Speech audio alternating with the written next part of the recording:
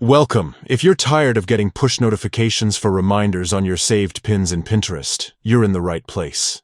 Today, I'll walk you through the simple steps to turn off those notifications and enjoy a more peaceful Pinterest experience. Let's get started. First, grab your phone and open the Pinterest app. Make sure you're logged into your account so you can access your personal settings. Next, head over to your profile. You can do this by tapping on your profile picture, which you'll find at the top of the screen. This will take you right to your personal Pinterest space, where you can manage everything related to your account. Now, look for the notifications option. Tap on it to open up your notification settings. Here, you'll see different categories for the types of notifications Pinterest sends you.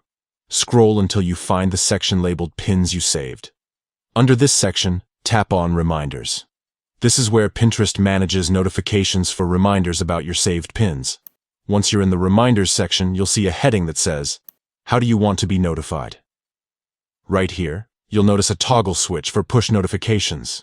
If the switch is on, that means you're currently getting push notifications for reminders. To turn these off, simply tap the toggle switch next to push.